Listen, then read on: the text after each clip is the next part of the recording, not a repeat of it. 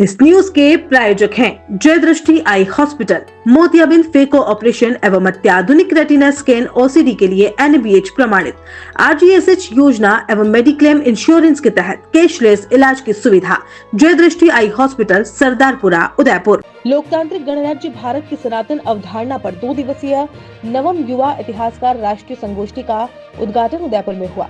भाजपा के राष्ट्रीय महामंत्री डॉक्टर राधा मोहन दास अग्रवाल ने कहा कि भारत सनातन से ही लोकतांत्रिक गणराज्य है, लेकिन इतिहासकारों ने इन तथ्यों को दबाया है। डॉक्टर अग्रवाल ने संविधान निर्मात्री सभा के अध्यक्ष डॉक्टर भीमराव अंबेडकर के कथन को उल्लेखित करते हुए कहा कि संविधान अच्छा या बुरा नहीं होता, संविधान का प्रयोग करने वाले अच्छे बुरे हो सकते हैं। उन्होंने रामायण महाभारत काल का उल्लेख करते हुए कहा कि मानवाधिकार का उदाहरण अहिल्या का प्रसंग है। उन्होंने लंका पर आक्रमण को आतंकवादियों को उनके घर में घुसकर सर्जिकल स्ट्राइक का उदाहरण बताया। इतिहास संकलन योजना के राष्ट्रीय कार्यकारी अध्यक्ष प्रोफेसर ईश्वर शरण विश्वकर्मा ने कहा कि आज संविधान मन मस्तिष्क से निकलकर पॉकेट में आ गया है, ऐसे में युवा इतिहासकार मौन नहीं रह सकते। उन्होंने शोधार्थियों को संविधान निर्माण के दौरान विभिन्न सांसदों की टिप्पणियों को भी पढ़ने की सलाह दी। कुलपति प्रोफेसर SS सारंग देवोत ने संगोष्ठी की अध्यक्षता करते हुए कहा कि भारत का इतिहास केवल एक कथा नहीं, बल्कि वह नींव है जिस पर हमारी संस्कृति और संविधान टिका हुआ है। भारतीय संस्कृति सहिष्णुता, विविधता और एकता का प्रतीक रही है और यही मूल्य हमारे संविधान में भी निहित है। संगोष्ठी में देश भर के 300 से अधिक युवा इतिहासकार भाग ले रहे हैं। इस दौरान इतिहास के प्रति जीवन भर समर्पित रहने वाले व्यक्तित्व डॉक्टर देव कोठारी और डॉक्टर महावीर प्रसाद जैन को बाबा साहब आपटे सम्मान से अलंकृत किया जाएगा। आपका प्रतीक है और आप जिस तरह से इतिहास संकलन और इतिहास को पुनर्लेखन का जो कार्य कर रहे हैं वो बहुत ही जरूरी है। हमें आज जितने मैंने उद्बोधन सुने उसमें इस बात का एक बड़ा संकेत है कि हमारे इतिहास के प्रति बड़ा अन्याय हुआ है। पार्टी के उदयपुर के नव निर्वाचित जिला अध्यक्ष सम्मानित श्री गजपाल सिंह जी, उदयपुर देहात के नव निर्वाचित अध्यक्ष सम्मानित श्री पुष्कर तेली जी, हमारे पूर्व अध्यक्ष, बहुत जागरूक अध्यक्ष, उम्र का बंधन नहीं होता तो अभी भी अध्यक्ष होते, बहुत सेवा का काम करते हैं। मैं उन विद्यालयों में अभी नहीं जा पाया हूं जहां ये मानसिक रूप से कमजोर और दिव्य बच्चों के विशेष शिक्षा का व्यवस्था करते हैं। माननीय श्री चंद्रगुप्त सिंह चौहान जी, इस कार्यक्रम में उपस्थित इतिहास संकलन योजना के सभी सम्मानित वरिष्ठ और कनिष्ठ पदाधिकारी। जैसा कि आप सभी को विदित है कि हमने 2 दिवसीय एक राष्ट्रीय संगोष्ठी रखी है और ये जनार्दन राय नागर राजस्थान विद्यापीठ डीम्ड विश्वविद्यालय और भारतीय इतिहास संकलन योजना के तत्वाधान में बहुत ही एक अद्भुत विषय लिया गया है जिसपे हमें चर्चा करनी चाहिए, हमें उस पर मनन करना चाहिए और हमें एक बोध भी होना चाहिए कि विषय है क्या। विषय है भारतीय इतिहास, संस्कृति और संविधान। तो यूँ इनको अगर हिस्सों में देखें, 3 बातें हम एक साथ बात कर रहे हैं कि हमारा इतिहास क्या है।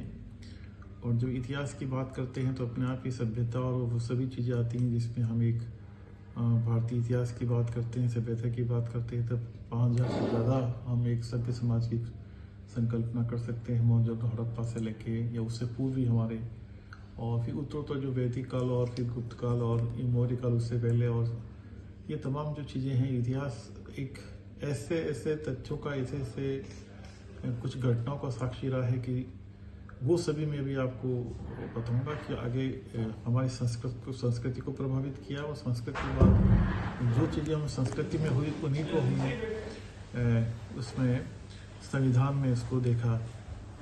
अब देखिए कि जब हम इतिहास की बात करते हैं तो इतिहास हम ये कह सकते हैं कि हमारे रामायण काल की बात करते हैं तो प्रभु राम, श्री राम और सीता और ये सभी चीज़ें हम देखी हैं, वो एक अलग कालखंड था। उसके बाद महाभारत की बात करते हैं, उसके बाद धीरे धीरे हम पूर्व वैदिक और उत्तर वैदिक और फिर हमारी सभी चीज़ें जैसा मैंने आपको बताया है कि मौर्य काल, गुप्त काल और ये सब चीज़ें हुई। आप देखिए कि मैं वापस थोड़ा संविधान पे आता हूँ तो इनमें आपस में दोनों का तारतम्य है। आप देखिए कि इतिहास और संस्कृति आपस में जुड़े हैं और फिर कह सकते हैं कि जो इतिहास है वो इतिहास से संबंधित हमारी संविधान बना है, या यूँ कहें कि इतिहास, संस्कृति और संविधान, इन तीनों का आपस में एक दूसरे के पूरक हैं, एक दूसरे से जुड़े हुए हैं।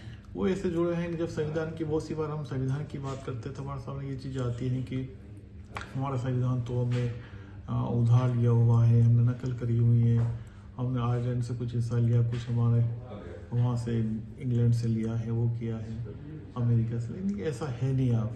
आप देखिए कि जब हम संविधान की प्रेम्बल से शुरुआत करते हैं तो पहला सबसे शुरुआत होती है हमारा अशोक चक्र जो होता है, वो मौर्यकाल अशोक से लिया गया है। और उसमें आप देखिए 3 जो शेर नज़र आते हैं, एक अदृश्य हैं, और उसके बाद उसमें आप घोड़ा, हाथी, बाघ और बैल सभी चीज़ें होती हैं, लेकिन साथ में पेड़ पौधे और प्रकृति की चीज़ें होती हैं।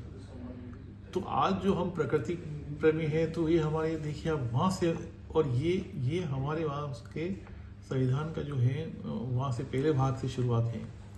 और टोटल संविधान को जो 22 भागों में बांट रखा है, और उसमें हम देखते हैं तो हर भाग का अपना जो जैसे भाग 3 की बात करते हैं, अब 3 में हमारे अधिकारों की, कर्तव्य की बातें हैं। तो देखिए आप जब अधिकार की बातें करते हैं तो जो उसमें उसके जो बैकग्राउंड में हैं, जो चित्र हैं, वो राम का लंका विजय और सीता के जो इस तरह से जो चित्र उद्धृत होते हैं वो कह रखे हैं, वो हमें बताते हैं कि हमारे किस तरह से हमें अधिकार कर्तव्य के प्रति सचेत रहना चाहिए। हमारे खुद जीवन में आए थे कुछ अधिकार को देने, तो अब हम कहते हैं नहीं साहब अधिकार तो हमने वहाँ से लिए, तो हमें तो अधिकार तो हमारी तो संस्कृति में, हमारे तो पूरे इतिहास में पहले से हैं।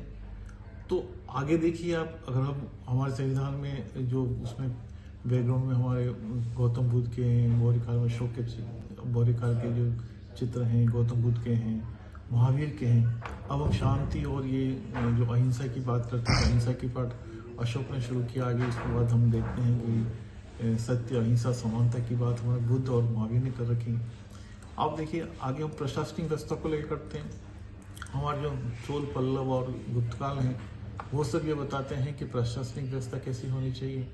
उसके बाद हमारे महाजन पद देखिए, उसमें देखिए जो हम गणतंत्र की बात करते हैं, पहला हमारा भारत में भगवान बैठा हुआ था, और गणतंत्र ये भी उस समय सिद्ध हो चुका है कि प्रजातंत्र है, लोकतंत्र सबसे बेस्ट जो राजतंत्र किसी तंत्र को, लेकिन गणतंत्र श्रेष्ठ है।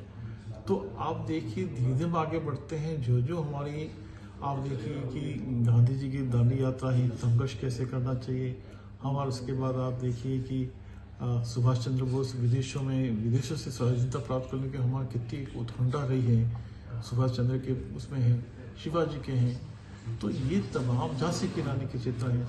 तो ये 22 भागों को पूरा इतना व्यवस्थित कर रखा है कि हर भाग का संबंध हमारे इतिहास को संस्कृति में लेते हुए, हमारी सभ्यता में लेते हुए उस संविधान को उससे जोड़ा है। तो हमारा संविधान बहुत ही अद्भुत संविधान है, ये हमारा अपना है। हमारी जो हम जब अतीत में हमने क्या किया है, और हम अतीत को उसकी व्याख्या करते हुए वर्तमान और भविष्य को कैसे संवार सकते हैं।